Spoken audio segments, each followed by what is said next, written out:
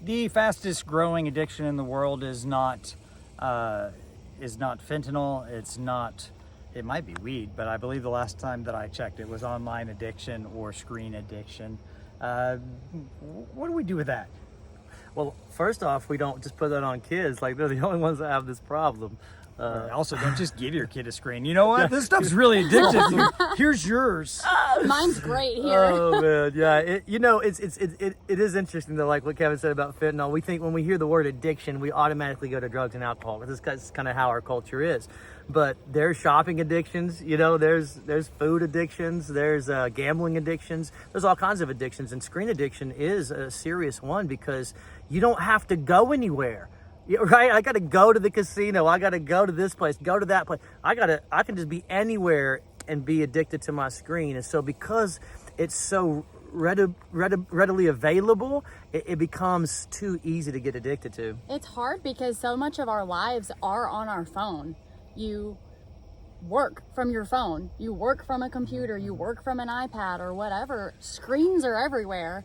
And so how do you balance, I have to have this in my life, but I don't want it to be my life. I don't want to live my life on a phone.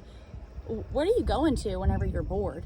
Do you automatically just open your phone and you don't have a reason? There's nothing to do. You're just scrolling. Doom scrolling. You're just scrolling, yeah. That's what the kids call it. In substance abuse disorder, it outlines certain things like you're doing it at inappropriate times. Okay, let's look at the screen. Are you doing it at times that you shouldn't be doing it? Okay, is it interrupting your ability to do your job? Okay, how frequently are you doing it? Okay, I can't wake up without looking at it. I can't go to bed without looking at my phone. If I hear a ding or a buzz anywhere, am I like where is it? Who's got it? Some of this stuff is in awareness. It wasn't mine. Some of this stuff is in awareness, and some of it's in not making a joke because we minimize screens. We all have it. I'm a little screen addicted. No, if it's a problem, it's not going to get better until you look at it and say, hey, I want to change that. Yeah, you can.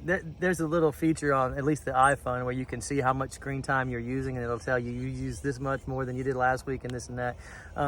Now mine can be kind of high because I do listen to a lot of podcasts, educational purposes. I swear it's educational, I promise. And so my screen time might be higher, but you can also break down what apps you're looking at and how much time. So like anything else, when I help somebody, let's say, quit smoking cigarettes, I don't tell them to cold turkey and stop. I say, give yourself a cigarette every 30 minutes, right? That'd be almost a pack. And then after a week, give yourself a cigarette every 45 minutes, then every hour, and then until you get off of it. Well, maybe the screen time needs to be the same thing. Maybe you say to yourself, I'm going to give myself this amount of time on Facebook, and then the next week, go a little less. Next week, go a little less until you can go without it.